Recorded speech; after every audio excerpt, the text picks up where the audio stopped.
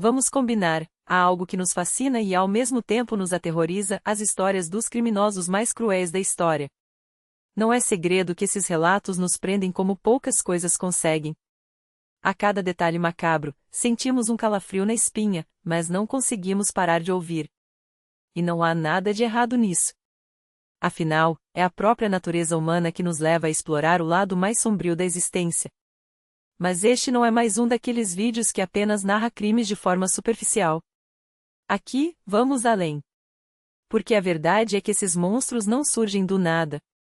Eles são produtos de seu tempo, tão reveladores quanto os grandes líderes, artistas ou cientistas de uma época.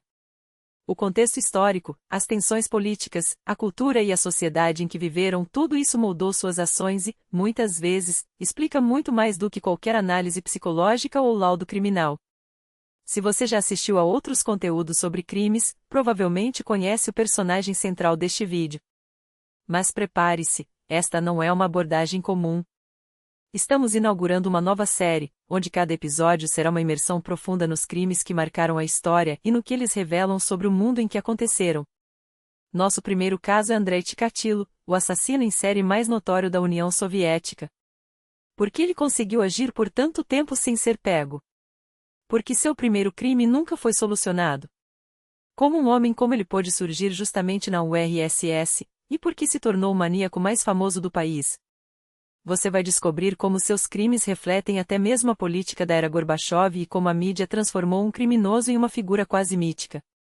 Pesquisamos cada detalhe com rigor, e mesmo que você pense que já sabe tudo sobre Chikatilo, garantimos, há muito mais por trás dessa história do que você imagina. Agora, imagine a Rússia dos anos 1980. Enquanto Moscou desfrutava da riqueza do petróleo e já começava a sentir saudades da grandiosidade das Olimpíadas, na região de Rostov algo sinistro acontecia. Uma onda de assassinatos brutais chocava a população. Mulheres e crianças eram estupradas, mutiladas e abandonadas em florestas e parques. Os corpos apareciam com dezenas, às vezes centenas, de facadas, órgãos removidos, marcas de sadismo extremo. As vítimas, na maioria, eram marginalizadas, moradores de rua, crianças de famílias desestruturadas, pessoas com transtornos mentais. Mas não só elas. As primeiras investigações apontavam para uma quadrilha. Alguns suspeitos foram presos, confessaram crimes detalhados, e a polícia chegou a comemorar a solução do caso. Até que novos corpos apareceram. Com as mesmas características. E mais outros. E mais. Em 1983, os investigadores perceberam um padrão: os assassinos abordavam suas vítimas em estações de trem, pontos de ônibus ou dentro do transporte público. Mas ninguém via nada de suspeito. Os corpos, muitas vezes, eram encontrados em estado avançado de decomposição, o que dificultava a coleta de provas. E havia outro detalhe perturbador: as vítimas variavam em idade e gênero, meninos, meninas, mulheres adultas.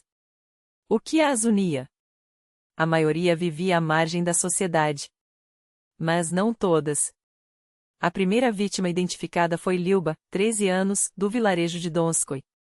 Ela não tinha brigado com os pais, não era uma fugitiva, não andava pelas ruas à noite. Simplesmente desapareceu depois de ir à mercearia. Seu corpo foi encontrado semanas depois, com mais de 30 facadas e marcas distintas nos olhos. 6 meses depois, sumiu Oya, 10 anos, de Novochakinsk. Não era uma criança problemática, não tinha histórico de fugas. Seu corpo só foi encontrado 4 meses depois. Em agosto de 1983, os restos mortais de Ira, 13 anos, foram encontrados no Parque Aviator, em Rostov. Ela tinha síndrome de Down, e ninguém havia registrado seu desaparecimento.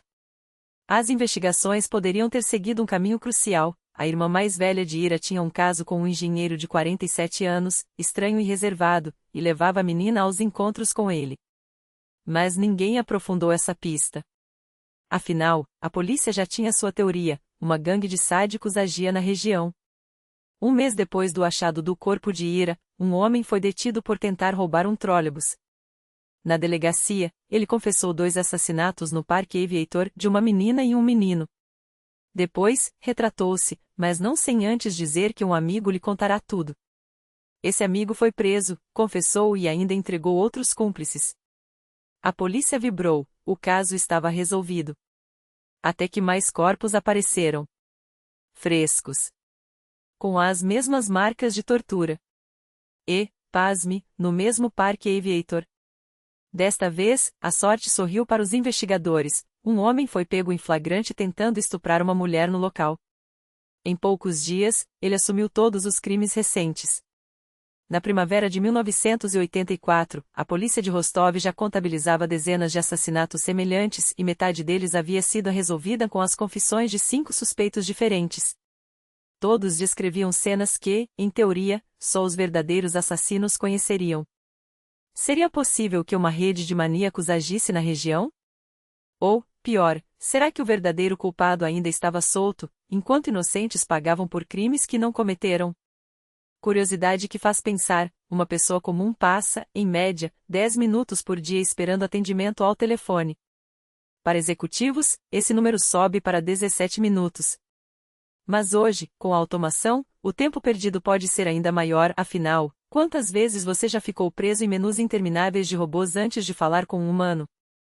Em muitos casos, o suporte de uma pessoa real não só economiza tempo como resolve o problema de forma muito mais eficiente. E é justamente isso que faz a diferença para quem valoriza o tempo e o bem-estar do cliente. Um exemplo claro são os bancos que entendem, por mais que a tecnologia avance, nada substitui o atendimento personalizado e ágil. Especialmente quando se trata de quem move a economia, os empreendedores. Imagine um banco que não apenas entende as necessidades do seu negócio, mas que coloca você em primeiro lugar, sem robôs, sem respostas prontas, sem burocracia desnecessária. Esse é o diferencial do Banco Tocha, um atendimento 100% humano, onde você fala diretamente com especialistas que conhecem seu caso, respondem suas dúvidas sem scripts e oferecem soluções sob medida para o seu empreendimento. E não para por aí. Além do suporte personalizado, o Tocha disponibiliza ferramentas poderosas para impulsionar seu negócio e o melhor, em condições imbatíveis. Novos clientes, por exemplo, podem abrir uma conta com isenção de taxas de manutenção, além de cashback de 5% no pagamento de impostos e 100% de volta ao contratar a contabilidade online. Já para quem já é cliente, a vantagem é ainda maior, indique 3 amigos, e seu serviço fica grátis para sempre. Sim, você leu certo, sem pegadinhas, sem letras miúdas. Isso não é sorte, é estratégia. O Tocha foi criado para quem quer crescer sem complicações, com um banco que investiu em tecnologia sem abandonar o toque humano.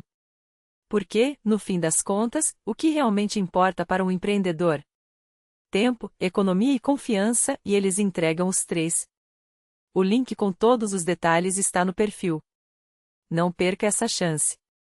Nota: o texto original após a parte financeira muda drasticamente para um caso criminal histórico. Caso deseje que eu adapte também essa segunda parte, sobre o caso dos tolos em Rostov, em um estilo persuasivo narrativo coerente com o início, avise. Por enquanto, mantive o foco no tema bancário, como no trecho já reescrito. Imagine só, um sistema judiciário onde as conexões pessoais valem mais do que provas, onde um assassino em série caminha livremente não por falta de suspeitas, mas por uma conveniente falha técnica. E o pior. Tudo isso acontece não em um filme de suspense, mas na União Soviética dos anos 80, um país que se gabava de sua justiça inflexível. O procurador Amur Kanyandiyel, anos depois, revelaria como as engrenagens podres da máquina estatal funcionavam. O procurador da região, Yaniuk, pressionava o criminalista cazaco através de Zemlyachev, aquelas amizades regionais em que, na URSS, valiam mais do que leis. Yaniuk, por sua vez, tinha linha direta com o procurador-geral Rinkel, que começou sua carreira justamente em Rostov. Resultado? Um caso montado com fios soltos, onde as provas eram costuradas com linha branca e 2 infelizes, os chamados antolos, passaram quase 2 anos na prisão enquanto os crimes continuavam. Até que, em 1985, até Moscou percebeu, algo estava muito errado. O ano de 1984 entrou para a história de Rostov como o mais sangrento. Entre julho e setembro, cadáveres apareciam quase toda semana. Mas, pela primeira vez, o assassino começou a deixar rastros. Não por descuido, por arrogância. As vítimas, cada vez mais jovens, eram encontradas com marcas de violência extrema, e nos corpos, algo novo, amostras biológicas. mandadas a Moscou, as análises voltavam com uma pista crucial: procurem um homem com sangue do tipo AB, quarto grupo. Em março, perto de Novochakinsk, o corpo de um menino de 10 anos foi encontrado. Testemunhas o viram, pouco antes de desaparecer, ao lado de um homem curvado, de óculos e com uma pasta. Detalhes que se repetiriam. Em julho, perto de Shakhty, uma mulher e sua filha adolescente foram encontradas com ferimentos de martelo na cabeça. Antes de sumir, a mãe havia dito à família que ia encontrar um homem mais velho, curvado, de óculos. O padrão era inconfundível. Até que, em setembro, eles o pegaram. Andrei Romanovich Chikatilo não foi capturado em uma perseguição cinematográfica. Não houve tiroteio, nem equipe de elite. Ele simplesmente andava por Rostov, abordando mulheres na estação de ônibus, um lugar que a polícia já vinha monitorando depois de encontrar vários corpos no Parque dos Aviadores. Os agentes, disfarçados, o observavam há semanas. Em agosto, notaram sua presença. Em setembro, depois de mais um assassinato no mesmo parque, ele estava lá de novo, espreitando. Foi então que aconteceu a cena que os jornalistas adorariam descrever depois. Por volta das 3 horas da madrugada, uma jovem entrou no saguão da estação e deitou em um banco. Chikatilo sentou ao seu lado, começou a falar com ela, olhando para os lados, tampando a cabeça da moça com sua pasta. Segundo o depoimento de um policial que testemunhou, ele teria cometido um ato sexual ali mesmo, cobrindo-a com seu casaco. Dessa vez, não houve dúvidas, era hora de prendê-lo. Na revista, sua pasta revelou um kit de horrores: vaselina, cordas, arame, o mais incriminador, uma faca de cozinha de 20 centímetros com vestígios de sangue. Chikatilo foi detido por 15 dias, tempo suficiente para que os exames confirmassem, ou não, sua culpa. Só que aqui começa o absurdo. Dentro da prisão, Chikatilo não parava de perguntar aos guardas: como vocês analisam sangue? E sêmen? Como funcionam esses testes? Os investigadores acharam estranho, mas não deram importância. Até descobrirem que aquele homem já havia sido suspeito antes 2 vezes.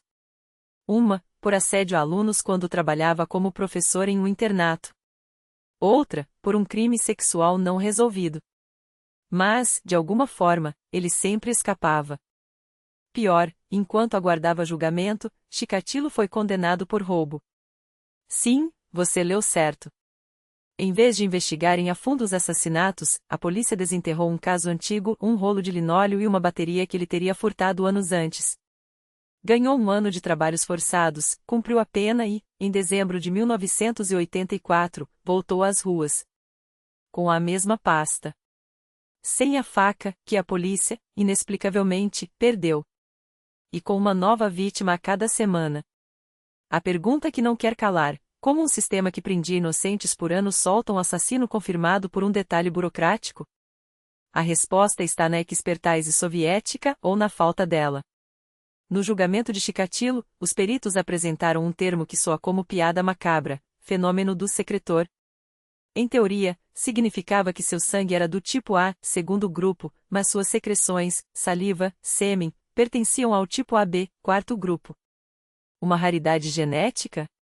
Ou uma desculpa conveniente? Porque, veja só, todas as amostras dos crimes apontavam para o quarto grupo. E Chikatilo tinha o segundo. Logo, não podia ser ele. Caso encerrado. Até que não. Anos depois, ficou claro, o problema não era a genética de Chikatilo, mas a incompetência crônica dos laboratórios soviéticos. Amostras de corpos decompostos, contaminadas por bactérias, terra e tempo. Análises feitas com métodos ultrapassados, onde o mesmo material poderia mudar de grupo dependendo de quem o examinava. Em alguns laudos, lia-se: pode ser qualquer tipo. Em outros, a correção vinda de Moscou, provavelmente quarto grupo, se for humano. Não era só em Rostov.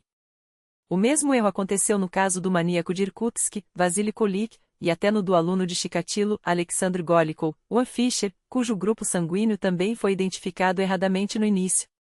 No processo de Chikatilo, 7 novas perícias foram feitas após sua prisão. Todas confirmavam: seu sangue era segundo grupo, suas secreções, quarto. Mas aqui está o detalhe sinistro: as amostras dos crimes foram reexaminadas só depois que ele foi solto. Ou seja, quando já era tarde. E o que um assassino faz quando descobre que a polícia não consegue provar nada contra ele? Ele começa a deixar pistas de propósito. Chikatilo não só voltou a matar como passou a deixar seu sêmen nas vítimas, sabendo que, no papel, aquelas provas nunca o incriminariam. O sistema que deveria protegê-las o protegia. Até que, anos depois, a verdade veio à tona, não havia fenômeno secretor. Havia negligência, pressa e, talvez, alguém que não queria que o caso fosse resolvido. Porque, no fundo, a URSS não era só um país de leis rígidas. Era um país onde as leis se dobravam para quem tinha os contatos certos. E Chikatilo, de alguma forma, sempre tinha. Não dá para atribuir o erro a uma simples contaminação bacteriana das amostras, como tentaram fazer em 1984. Restam três possibilidades: ou a medicina legal soviética era um desastre absoluto, ou os especialistas locais de fato descobriram um fenômeno a que nenhum outro cientista no mundo conseguia reproduzir, o que, convenhamos, seria no mínimo suspeito. Ou então há uma terceira opção, muito mais inconveniente: tudo não passou de uma farsa deliberada para encobrir a própria incompetência. Um general-major da milícia que investigou o caso chegava a ironizar: a teoria do secretor paradoxal era tão conveniente que parecia feita sob medida para justificar cada falha acumulada ao longo dos anos. E quando as inconsistências se multiplicam a ponto de virar piada, o terreno fica fértil para teorias da conspiração. Afinal, de quem eram mesmo aqueles vestígios biológicos encontrados nos corpos? Será que Chikatilo agia sozinho, ou convenientemente carregou nas costas crimes cometidos por outros, talvez até por aqueles que deveriam estar caçando? Olhe bem para o início das suspeitas: um homem que abordava jovens em estações de trem, exatamente como o assassino. Mas quem nunca fez isso? Chikatilo tinha 20 anos de casamento, uma ficha por um comportamento indecente em 15 dias de detenção, nada que um bom comunista não superasse, e, claro, o medo de ser exposto, não pela justiça, mas pelo partido. Perder o emprego, a posição, a ficha limpa, eis o verdadeiro pesadelo de um homem que servirá fielmente ao sistema por 2 décadas. E foi justamente por um detalhe ridículo, um rolo de fita isolante desaparecido, em que seu mundo desabou. Ah, e o que dizer da faca e da corda em sua pasta? Ora, ele era funcionário de suprimentos, sempre em viagem, amarrar caixas, cortar embalagens, tarefas banais. O testemunho de que foi visto com um menino pouco antes de um assassinato? Ele era pedagogo, sabiam como lidar com crianças, as crianças gostavam dele. E as acusações de abuso quando lecionava? Adolescentes inventam coisas, todos sabem. Além do mais, olhe para ele, um homem cinzento, tímido, que evitava contato visual. Não era assim que imaginavam um monstro. Aqui nasce a tentação de conectar os pontos: por que as autoridades tratavam Chikatilo com tão pouco interesse? Será que, em meio à burocracia e às panelinhas do KGB, alguém preferia que o caso não fosse resolvido? Porque se o assassino da Lesnaja Polosa fosse um estranho ao sistema, ninguém sem conexões, muitas cabeças importantes em Rostov e Moscou teriam que responder por anos de negligência. E em um país onde a carreira valia mais que a verdade, era mais fácil arquivar processos do que admitir que o maníaco poderia ser um deles, um funcionário exemplar, um membro do partido, um homem que, no papel, não tinha motivo para matar. Mas não joguemos toda a culpa nos investigadores locais. Até especialistas de Moscou duvidavam que um único homem fosse responsável por dezenas de crimes. Talvez fossem os internos das escolas técnicas, que assumiam desde furtos de melancias até assassinatos brutais. Talvez fossem vários assassinos agindo em paralelo. Ou talvez, e essa era a hipótese mais conveniente, Chikatilo simplesmente não parecia um carniceiro. O problema não era a falta de pistas. Era a falta de sistema. Em Rostov, cada crime era investigado por uma equipe diferente. Os assassinatos no Parque dos Aviadores ficavam com uns, o caso do menino em Novoachinsk com outros, os arquivos antigos dos anos 70 em Asti eram revisados por terceiros, quando eram revisados. Muitos relatórios nem sequer chegavam aos peritos, apodrecendo em cofres de chefes de milícia que preferiam não mexer em vespeiros.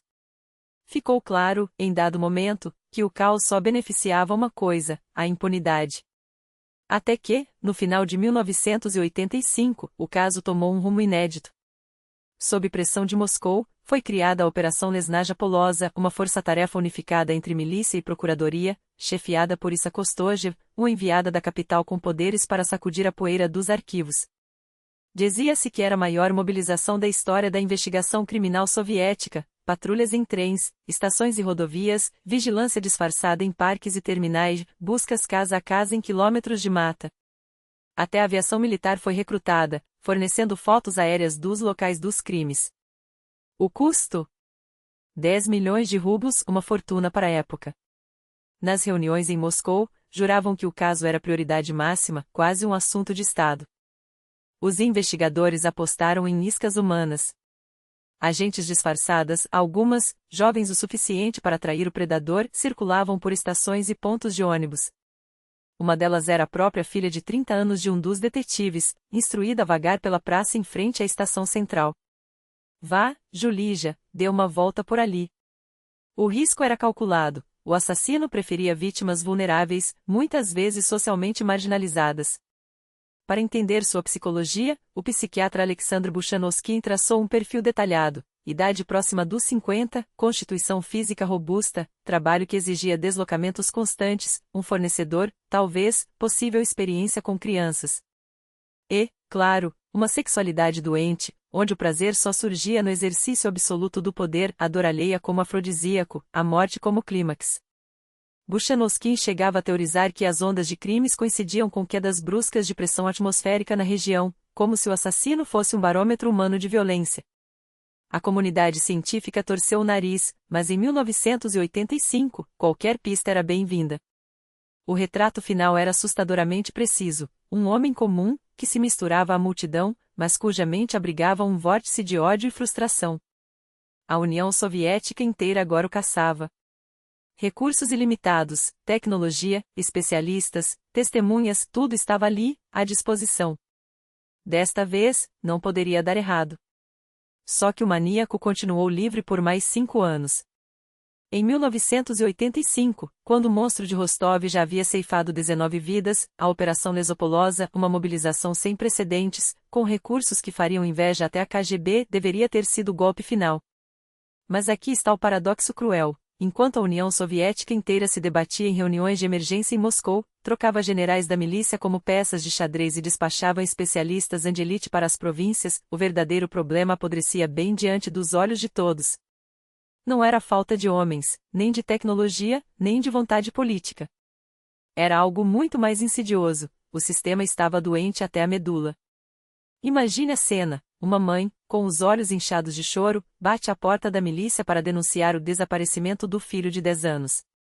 Em vez de um protocolo de busca imediata, o que recebe? Um interrogatório agressivo, insinuações veladas: onde estavam vocês quando a criança sumiu? Como se o luto fosse um crime a ser investigado. Não era exceção. Era regra. Enquanto o país inteiro caçava um serial killer que devorava crianças, os pais das vítimas eram tratados como suspeitos em potencial. A burocracia soviética, em sua eficácia macabra, conseguia transformar dor em desconfiança. E as absurdidades não paravam por aí. Em vez de agentes à paisana, a tática óbvia para surpreender um predador que se camuflava entre a multidão, a milícia optava por teatro. Uniformizados, visíveis a quilômetros de distância, patrulhavam parques e estações como se dissessem: ei, maníaco, estamos aqui. Mas não se preocupe, daremos tempo para você escolher sua próxima vítima. Foi exatamente o que aconteceu no Parque dos Aviadores, em Rostov. 2 dias de vigilância intensiva, com fardas reluzentes assustando pombos e nada mais. Os milicianos se retiraram. No dia seguinte, outro corpo. Não que não tentassem.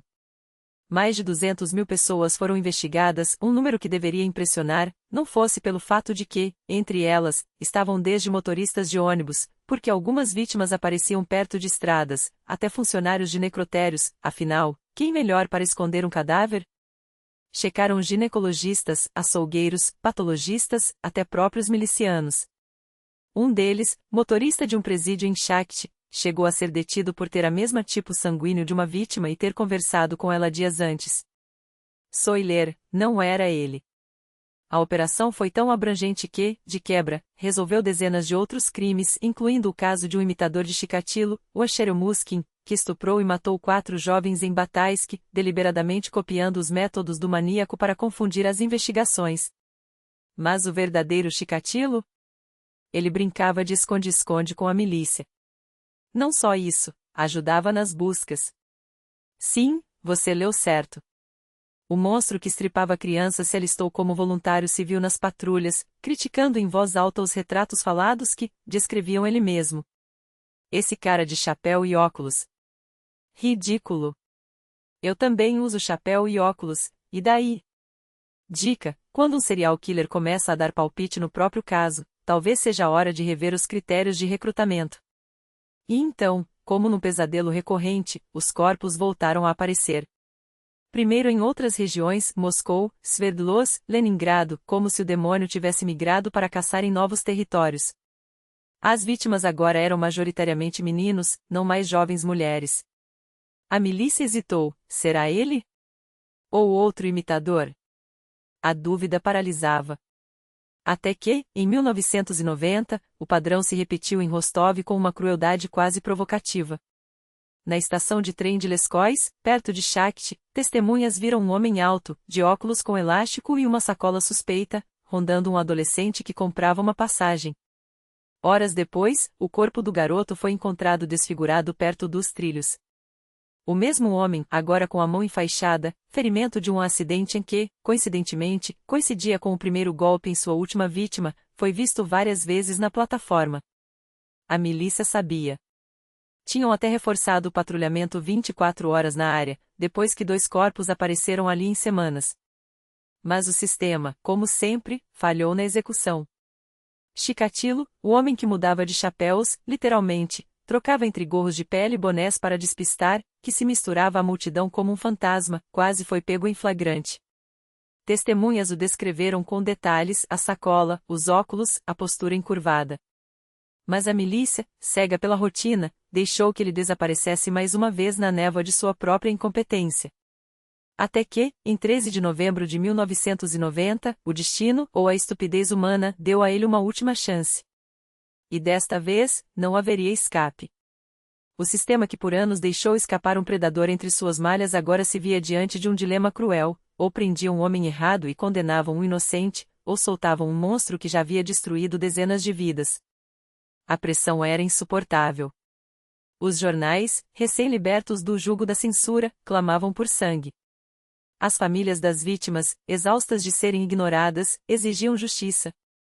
E os investigadores, com suas pastas cheias de coincidências e nenhuma prova concreta, sabiam que um erro ali não seria apenas uma falha profissional, seria um crime contra a memória de cada criança esfaqueada, cada mulher esquartejada, cada corpo abandonado como lixo na floresta. Então veio o momento que mudaria tudo. Não por um golpe de gênio forense, não por uma testemunha ocular inquestionável, mas por algo tão frágil quanto a psique de um assassino em série: sua própria boca. Nos últimos dias da prisão preventiva, quando os 10 dias estavam se esgotando e os promotores já imaginavam o constrangimento de soltá-lo, Chikatilo quebrou. Não foi um colapso dramático, não foram lágrimas de arrependimento.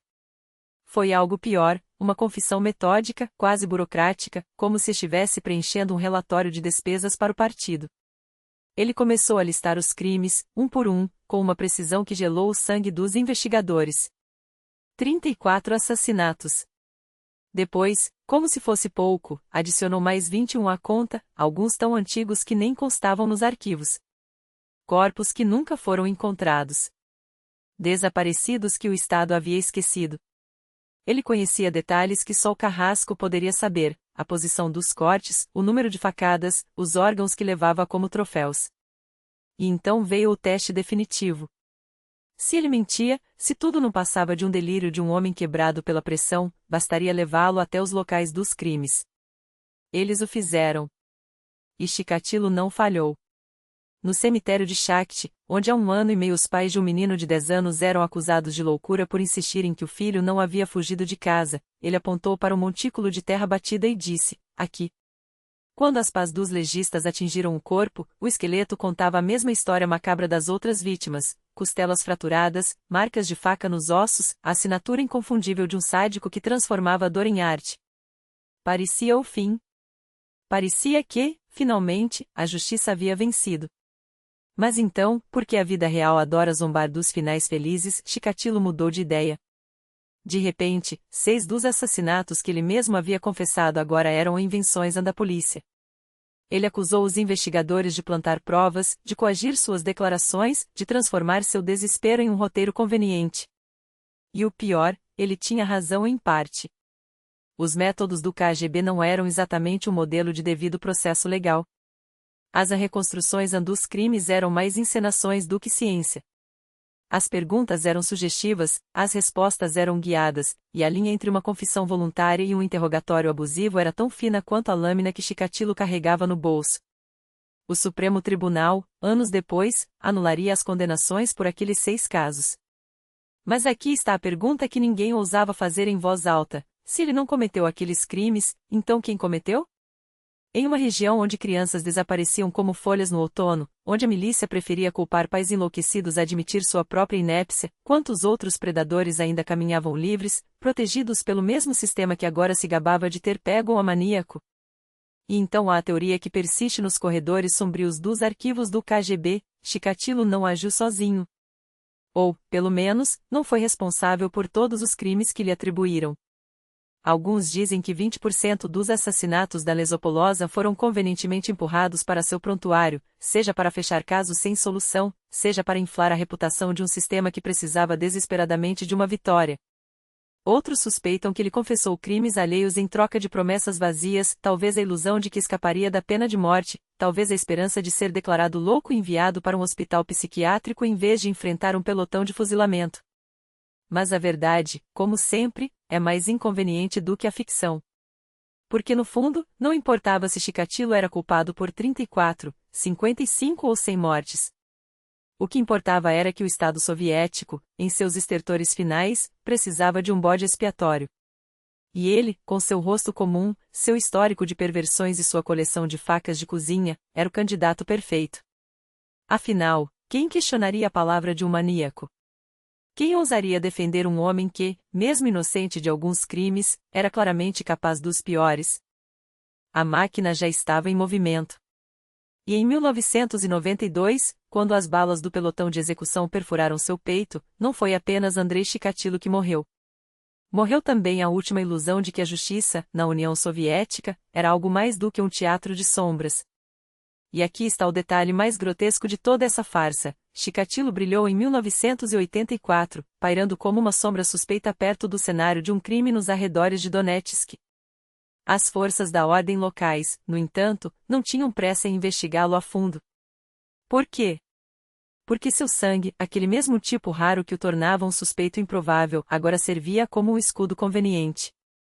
Os arquivos antigos sobre suas atividades duvidosas, era preciso arrancá-los das mãos dos burocratas da milícia, que pareciam mais interessados em enterrar o passado do que em desenterrar a verdade.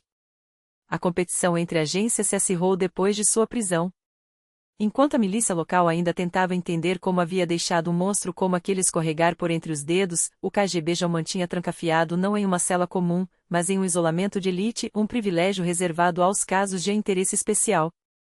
Kostoyel, o investigador que o tinha sob custódia, não apenas restringiu o acesso a Chikatilo como também assumiu pessoalmente os interrogatórios.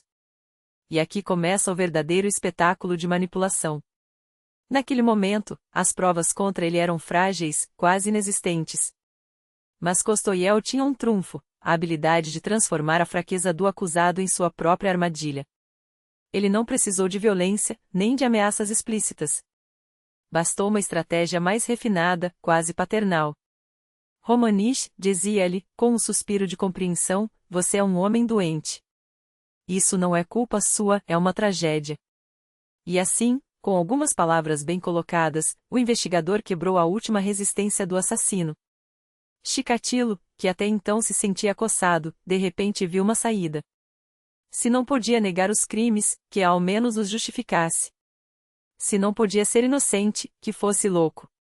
Afinal, que pessoa sã seria capaz de tais atrocidades? Quanto mais detalhados fossem seus depoimentos sobre os assassinatos, mais fácil seria para ele mesmo e para o sistema rotulá-los como delírios de uma mente perturbada. E ele caiu na esparrela. Relaxou. Começou a falar. Para selar o acordo, Kostoyel chamou um psiquiatra. Não qualquer psiquiatra, mas aquele psiquiatra, Bukanovsky, o mesmo especialista que, desde 1984, ajudava a traçar o perfil psicológico do assassino do bosque. O homem que sabia exatamente quais cordas puxar. Bukanovsky não apenas ouviu Chikatilo, ele lhe deu um espelho. Entregou ao assassino seu próprio retrato psicológico, descrito em termos clínicos, frios, quase poéticos. E quando Chikatilo leu aquelas linhas, algo dentro dele se rompeu. Ele chorou. Não de arrependimento, mas de alívio. Finalmente, alguém o entendia. Quem mentia nessa dança macabra? Quem falava a verdade? Pouco importa. O que importa é que, em nenhuma das versões, foi necessário quebrar ossos ou aplicar choques elétricos. Bastou uma fórmula simples, repetida como um mantra: isso não é sua culpa, velhinho. É a sua desgraça. Alguns minutos de conversa humana, ou o que passava por humana naquele contexto, um pouco de empatia estratégica, e pronto, o monstro se transformou em confessor. O investigador Yandiel, outro mestre dessa arte, resumiu a tática com uma franqueza assustadora: eu apenas tentei entendê-lo. Não como um animal, não como um monstro, mas como um homem. Disse a ele: Romanish, você está doente. E foi isso. Depois disso, ele começou a falar. E falar. E falar. Nos primeiros interrogatórios, Chikatilo desfilou sua coleção de queixas como se fossem medalhas de guerra: a escola que o humilhou, o exército que o esmagou, os empregos que o tratavam como lixo. As viagens intermináveis, as noites dormidas em bancos de estação, a fome, o frio. O sexo que nunca funcionava direito, a impotência que o perseguia desde a adolescência. Ele se via como uma vítima dos outros, do sistema, até mesmo daqueles mendigos e prostitutas que, ao contrário dele, conseguiam arranjar um corpo quente nas noites geladas. Eles eram inferiores a mim, repetia, como se isso justificasse algo. Mas eles conseguiram o que eu não podia. Ele jurava que nunca planejava matar. Que simplesmente encontrava a oportunidade. Que levava suas vítimas para as florestas ou parques quase por acaso, como se fosse um passeio inocente. Algo me tomava, dizia, com um tremor teatral nas mãos. Começava a tremer. Tentava, e quando não conseguia, então. Aí vinham as facadas. Aí vinha o sangue. Aí, finalmente, ele penetrava não no corpo da vítima, mas na ilusão de controle que nunca teve na vida. Os peritos confirmaram suas disfunções sexuais. Sua esposa, aliás, também, anos de casamento estéril, abortos forçados, uma rotina onde o dever conjugal era mais uma tortura do que um ato de intimidade. Mas isso não o impediu de ter filhos, 2, que ele jurava amar acima de tudo. Nem de arrumar amantes, 3 no mínimo, segundo seus próprios depoimentos. Uma delas, ex-mulher de um parente, acabou esmagada com um martelo, junto da filha. Outra, a jovem Ira, portadora de síndrome de Down, foi uma de suas vítimas mais brutais. Com minha esposa era chato, confessou, como se isso explicasse algo. Ela me pressionava. Então eu saía.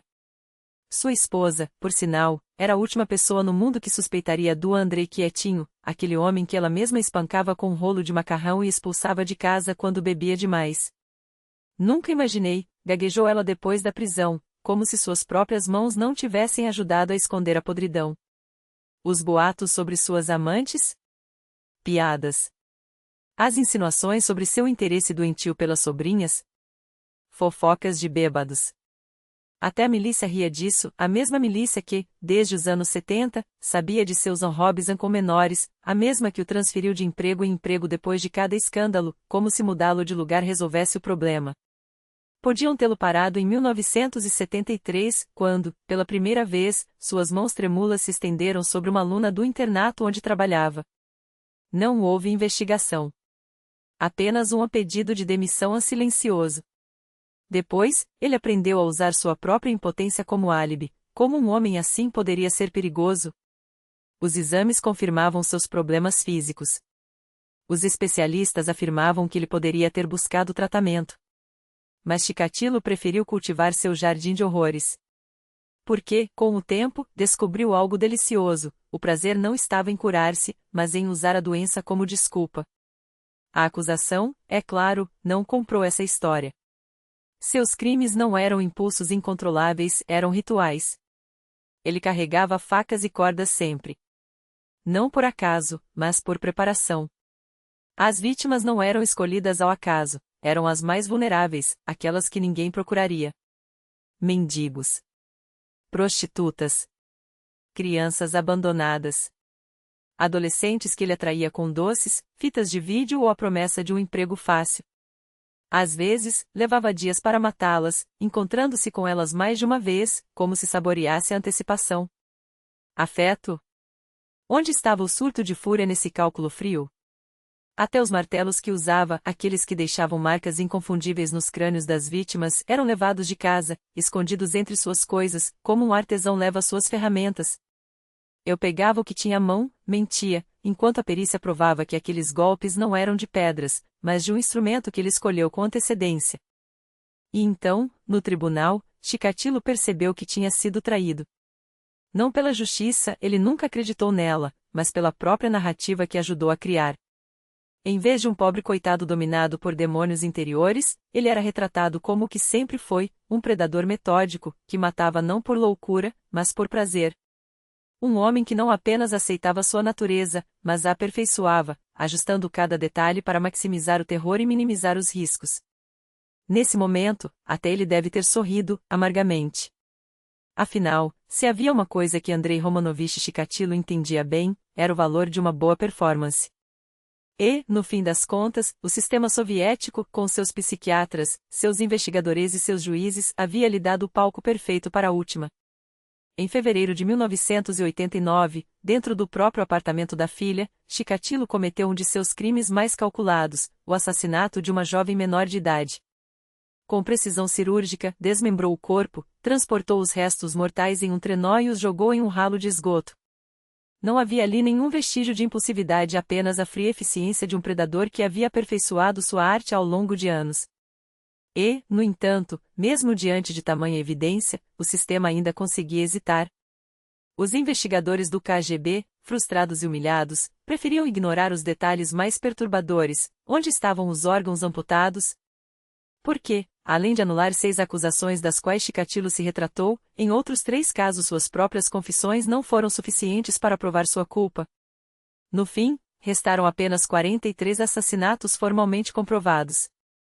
Era assim que funcionava a justiça soviética: a confissão sincera, a rainha das provas, podia ser manipulada, distorcida ou simplesmente descartada quando conveniente.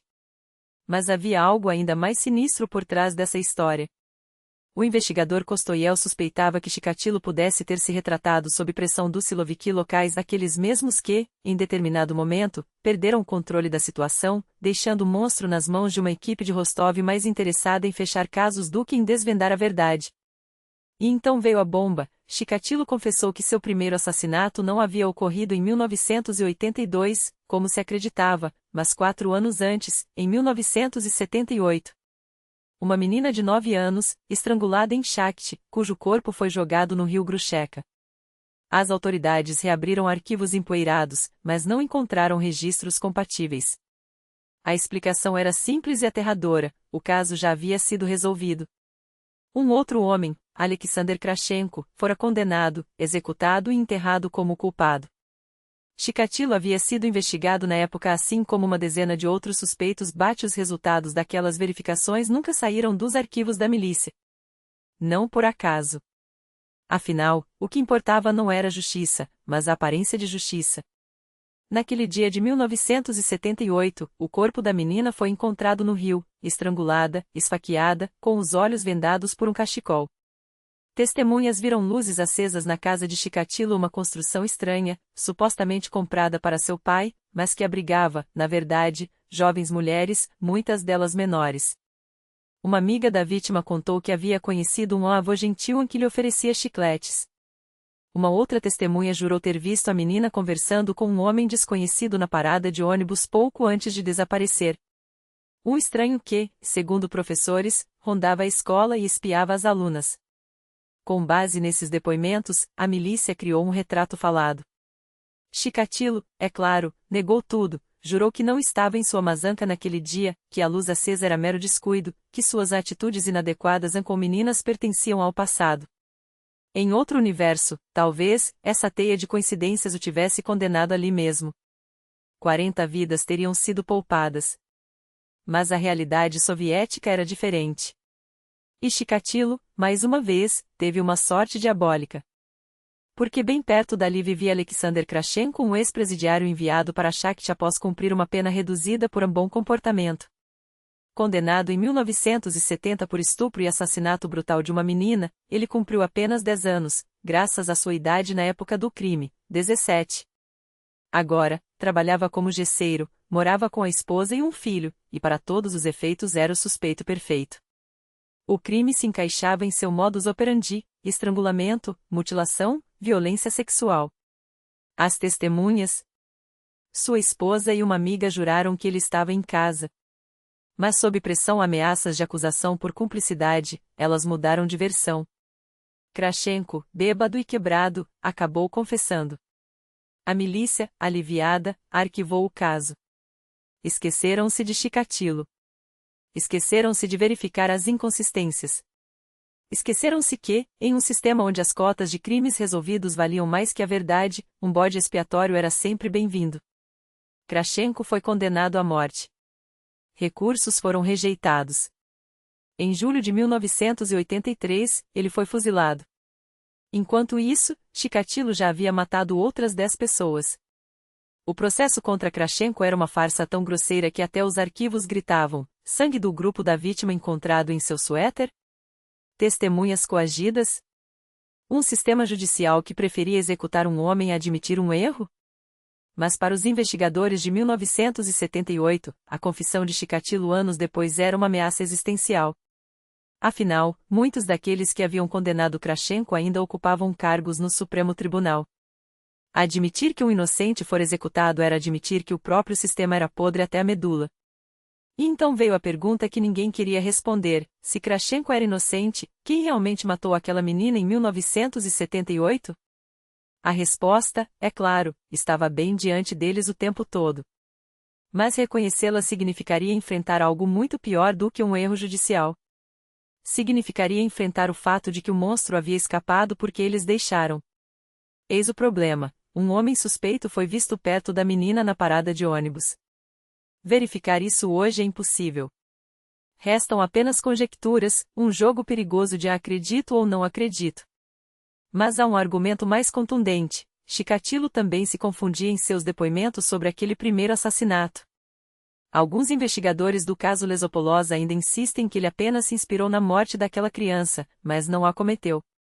Os detalhes gerais do crime? Fáceis de conhecer. Ele foi interrogado, mostravam-lhe fotos da vítima, a região inteira falava daquele caso. O assassinato de 1978 em Shakhty tornou-se, para Chikatilo, um crime simbólico, o primeiro em sua mente doente, mas não em seus atos. Ele ficou tão impressionado com o caso que o apropriou para si, como fazem os internos de hospitais psiquiátricos que assumem crimes alheios por pura fantasia. No fim das contas, em vez de 2 culpados, não sobrou nenhum. O Supremo Tribunal anulou a condenação de Krashenko, mas também não reconheceu a culpa de Chikatilo. Assim, o assassinato da aluna de 2ª série em Shakhty segue oficialmente sem solução. E o verdadeiro assassino? Talvez ainda caminhe livre por aí. Mas quando um monstro como Chikatilo começa a matar, as perguntas são inevitáveis: o que o levou a isso?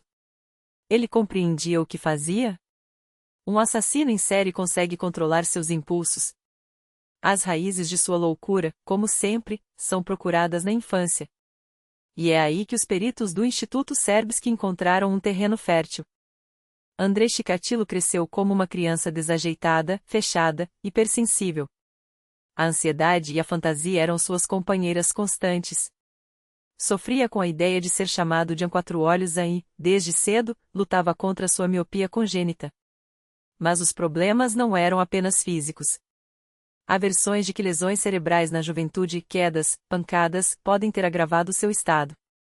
E então veio a família. Nascido em 1936, em uma Ucrânia esmagada pela fome e pela guerra, Chikatilo ouviu da própria mãe histórias macabras sobre como seu irmão mais velho teria sido devorado durante o Holodomor.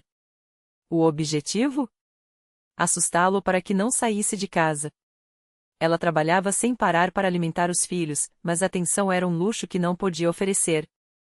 Assim, Andrei cresceu isolado, sem amigos, incapaz de se defender. Formou-se nele aquele sentimento de lobo acossado, como ele mesmo se descreveria mais tarde. E as dificuldades não pararam por aí. Na adolescência, suas primeiras experiências sexuais foram um fracasso. Humilhado, jurou a si mesmo que só tocaria em uma mulher para reproduzir a espécie. Por um tempo, compensou suas frustrações de maneira quase exemplares. Era um aluno dedicado, participava de atividades culturais, editava jornais morais. Sonhava até com uma carreira política e tentou ingressar na Faculdade de Direito da MGU. Aqui se revelava sua mania de grandeza, tão comum em quem esconde um complexo de inferioridade profundo. Depois vieram as obras do Komsomol, o ingresso no Partido Comunista, o diploma em filologia, cargos no Comitê Regional, o retrato clássico do ativista soviético modelo. E, é claro, ele não esqueceu sua antiga promessa, casou-se, teve filhos. Nas fotos dos anos 1960, parece até um homem sadio, forte, até imponente. Mas a patologia nunca o abandonou. Os casos de abuso sexual contra crianças durante seu trabalho em escolas e colégios técnicos nos anos 1970 foram apenas o prelúdio. A compensação positiva, os estudos, a carreira, a família, foi dando lugar ao sadismo. O poder sobre a vítima, seu sofrimento, passaram a lhe dar um prazer muito maior do que escrever artigos para um jornal local. Dizem que ele cegava suas vítimas porque não suportava seus olhares. Chikatilo também não conseguia encarar seus superiores, que o repreendiam constantemente por seu trabalho medíocre. Nunca os confrontava diretamente, mas depois os denunciava em todas as instâncias possíveis. Essa obsessão por queixas e delações, outra herança de suas feridas infantis, chegava ao delírio. Quando construíram banheiros públicos e garagens debaixo das janelas de seu apartamento, ele não escreveu uma ou duas reclamações, foram dezenas, incluindo cartas pessoais a Gorbachev. Sua última vítima, aliás, foi abordada quando ele ia mais uma vez ao executivo municipal resolver o problema do apartamento. Até hoje, especialistas discutem seu estado mental. O tribunal de Rostov, baseado nos peritos do Serbsky, o declarou imputável. Sim, era um psicopata sádico, mas lúcido o suficiente para planejar seus crimes com precisão. Nenhuma doença mental crônica, nenhum surto que o impedisse de escolher. Matava porque queria, para satisfazer seus instintos doentios, não por uma compulsão incontrolável. A prova? O padrão das lesões em suas vítimas, golpes calculados para prolongar a agonia, não para matar rápido. Até seu comportamento no tribunal, despindo-se, gritando absurdos, parecia mais uma encenação do que um colapso real. Com investigadores, jornalistas e companheiros de cela, falava de maneira perfeitamente coerente. O julgamento durou mais de 6 meses, mas, ironicamente, em meio ao turbilhão histórico do início dos anos 1990, com a URSS desmoronando e a Rússia renascendo, até um monstro como Chikatilo acabou ofuscado. Condenado à morte, foi fuzilado no Dia dos Namorados, 14 de fevereiro de 1994. A imprensa central, no entanto, deu mais atenção ao processo do GKCHP do que ao seu. Enquanto o julgamento dos golpistas ocupava páginas inteiras, Chikatilo mereceu poucas linhas. Nem todos concordaram com a sentença. O psiquiatra Bukhanovsky insistia que ele era doente mental e deveria ter sido submetido a tratamento forçado. O tenente-coronel aposentado Anatoly Evseyev, que o prendeu e passou horas com ele em reconstruções criminais, o considerava imputável, mas acreditava que não deveria ter sido executado. Hoje, ele seria declarado parcialmente imputável e internado, afirmava. Já Isaac Kostoyel, o legendário investigador de Moscou, defendia a justiça da pena. Para ele, a fachada de loucura de Chikatilo no tribunal era apenas uma estratégia para desviar a atenção dos detalhes inconvenientes do caso.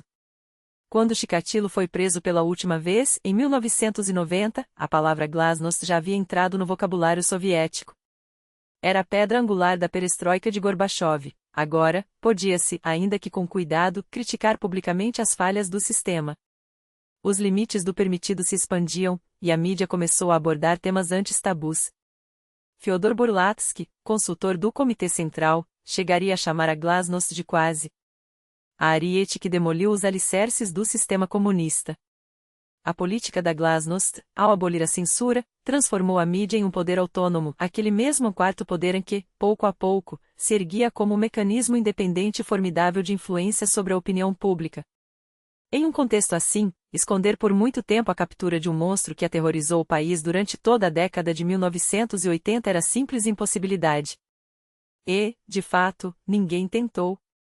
Os jornais de maior circulação da época, da Literaturnaya Gazeta Pravda, estamparam em suas páginas os horrores da lesopolosa. O investigador Issa Kostoyel, que não poupava detalhes macabros nem críticas ao sistema, tornou-se uma figura central nas reportagens. Mas o foco da mídia não recaía sobre os 53 assassinatos comprovados, nem sobre a psicopatia de Chikatilo. Não, o que realmente inflamava as manchetes era o primeiro crime, o caso dos três idiotas em A Falha Escandalosa de 1984, quando o maníaco foi detido e solto como um peixe que escorrega das mãos. Um trecho emblemático da Literaturnaya Gazeta, sob o título Um Monstro, deixava claro o tom. O assassinato da menina em Shakti foi o primeiro de uma série cometida pelo monstro. O primeiro e, se não o tivessem solto naquela época, não teria havido os seguintes.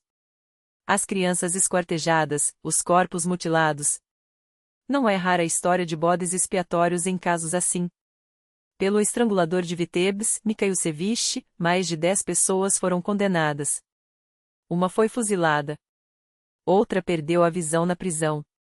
O mesmo ocorreu com o estuprador Fefilov, de Sverdlovsk, e com o assassino de Smolensk, Sotozenko.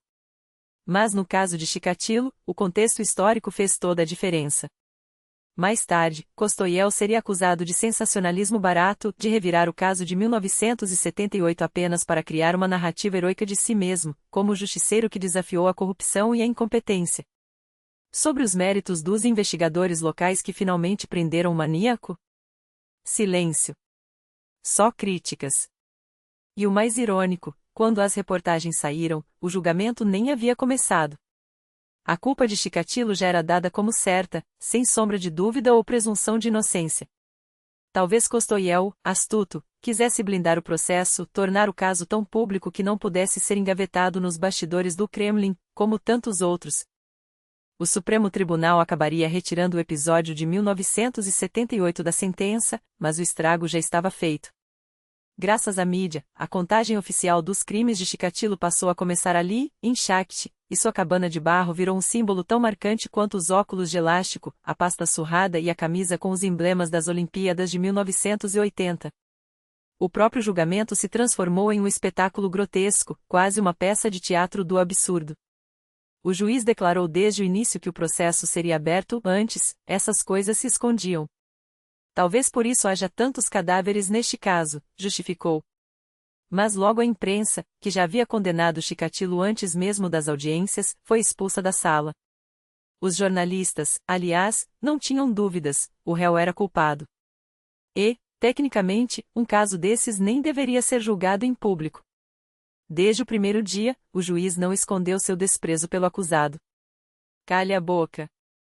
Feche essa matraca, esbravejava, enquanto Chikatilo se contorcia na gaiola, xingava, cantava a Internacional e defendia um tal de Andrei Tila, um alter ego que inventara para si mesmo. Seu advogado, nomeado pelo tribunal, pediu uma nova perícia psiquiátrica e, para surpresa geral, o próprio Ministério Público apoiou o pedido, exigindo a substituição do juiz. Afinal, ele já havia pré-julgado o réu, o que era inaceitável. A reação foi imediata. Familiares das vítimas e testemunhas se revoltaram, exigindo a saída do promotor. No fim, em meio àquele circo processual, o juiz atendeu ao pedido e, por um tempo, o julgamento seguiu sem acusação oficial, uma aberração jurídica que violava todas as normas. Chikatilo, no entanto, encarnava à perfeição o espírito dos anos 1990. Sua defesa era uma crítica ácida ao sistema soviético, desde a incompetência da polícia, acusada de usar métodos fatalistas de limpeza, até o partidarismo dos investigadores. Que, aliás, não perdiam oportunidade de lembrar seu passado no KGB e no Partido Comunista, como se isso explicasse algo. O maníaco, por sua vez, sabia jogar o jogo. Dava entrevistas, escrevia cartas aos jornais, manipulava a opinião pública. Na Argumente Fact, queixava-se de como era adestrado e torturado pela milícia. Acertava em cheio as feridas abertas da época. Com prazer, contava aos repórteres sobre sua infância miserável, a história do irmão mais velho, supostamente devorado por canibais durante a fome de 1933, virou lenda. O tema do Holodomor, então, começava a ser discutido abertamente. Chikatilo insistia que tudo era culpa de Stalin, que seu avô fora desculachizado, que seu pai, ao voltar dos campos nazistas, foi mandado para o Gulag. Ou seja, ele se enquadrava direitinho nos novos mitos da época, o da vítima do regime, do homem esmagado pela máquina comunista. Depois, veio a conversão religiosa, enquanto os psiquiatras do Instituto Serbsky o avaliavam em Moscou, seguida de declarações sobre como invejava os golpistas do GKCHP, presos após a tentativa de golpe em 1991. Eles têm 2 advogados cada um, resmungava, como se fosse uma injustiça cósmica. Chegou a pedir para trocar cartas com os conspiradores, mais um toque de teatro antissoviético para uma plateia já predisposta a odiar tudo que cheirasse ao URSS. 2 outros temas, recém-liberados do armário da censura, alimentavam um fascínio mórbido pelo caso: sexo e antissovietismo. A figura do maníaco sexual, antes sussurrada em cozinhas e fumódromos, agora estampava as primeiras páginas. Jornais e TVs devoravam cada detalhe, dos cortes precisos nos corpos às fantasias sádicas do assassino. O ápice desse voyeurismo coletivo foi o pedido de clemência de Chikatilo, escrito quando Gorbachev já havia caído e Yeltsin estava no poder. De repente, o homem que se declarava louco passava a discursar sobre a nova Rússia livre, onde os direitos humanos eram sagrados, e sonhava em viver em um país civilizado. Há quem diga que sua execução foi apressada justamente por causa dos editoriais que especulavam sobre um possível perdão, antes que o moratório à pena de morte, tão discutido na época, entrasse em vigor. Chikatilo não sobreviveu nem 2 anos além daquele debate. Hoje, aos 87, ainda estaria vivo, um velho decrépito em alguma prisão, talvez. Mas a sentença do tribunal de Rostov não deixava margem para alternativas. Era um texto carregado de emoção, quase um libelo, escrito para satisfazer a sede de justiça de uma nação exausta. Quando o juiz anunciou a pena capital, os aplausos no tribunal foram ensurdecedores, um catarse coletivo, como se ali se fechasse não só o caso de um assassino, mas uma era de impunidade. O legado de Chikatilo, porém, só começava. Com ele, a Rússia descobriu o fascínio pelos maníacos, primeiro como bicho-papão, depois como personagens de filmes e séries. Os investigadores que o prenderam ainda se surpreendiam. Como um homem tão insignificante, tão medíocre, poderia esconder tanto mal? Hoje, sabemos, o monstro rara vez usa chifres. Ele se esconde atrás de uma fachada cinzenta, comum, quase patética, o clichê do lago silencioso que, há décadas, alimenta nosso medo mais primitivo. E Chikatilo, nesse sentido, foi o arquétipo perfeito. O crepúsculo da carreira criminosa de Chikatilo coincidiu com o amanhecer de uma nova era para o país, uma época em que, através de seu caso, milhões descobriram a terrível verdade por trás da máscara do homem comum. Aquele supridor quieto, de voz trêmula e postura submissa, revelou-se um abismo de horror. O mesmo monstro que dilacerava crianças alheias era capaz de beijar os próprios netos com um carinho que gelava a alma. Pela primeira vez, a nação assistiu a uma aula magistral sobre a anatomia do mal serial, não o demônio de chifres e garras, mas o vizinho de face lavada, o burocrata de terninho puído, o pai de família que cumpre horários e paga contas em dia. E foi justamente essa lição mais aterradora: o verdadeiro pesadelo não mora em castelos góticos, mas no apartamento ao lado, no homem de sobretudo cinza que cruza conosco no corredor do prédio. Chikatilo não se tornou apenas o assassino em série mais mediatizado da história nacional. Ele se transformou no arquétipo, o molde a partir do qual passamos a enxergar, e temer, todos os que vieram depois. Sua figura provou algo que a literatura e o cinema já insinuavam, mas que a realidade insistia em negar: o mal não precisa de grandiosidade. Basta um rosto anônimo, uma rotina monótona e a habilidade de se dissolver na multidão. Foi ele que ensinou o país a desconfiar do óbvio, a questionar a normalidade, a entender que, por trás de cada sorriso constrangido ou cumprimento automático, pode espreitar algo muito pior que a loucura, a banalidade do horror. Por isso, não poderia haver nome mais adequado para inaugurar esta série. Chikatilo não é apenas um caso, é um espelho quebrado que reflete os medos mais profundos de uma sociedade. E agora, a pergunta que não quer calar: quantos outros como ele ainda caminham entre nós, invisíveis? Mas antes de mergulharmos nessa sombra, queremos ouvir você. Este primeiro episódio acendeu sua curiosidade? Há algum detalhe sobre Chikatilo que você acha que merecia mais luz ou mais sombra? Deixe seu comentário, porque cada perspectiva enriquece essa discussão. E se a expectativa pelo próximo episódio já está consumindo suas noites, saiba que o segundo capítulo promete ser ainda mais perturbador. Não se esqueça, o monstro não avisa antes de bater à sua porta. Mas nós avisamos. Fique ligado.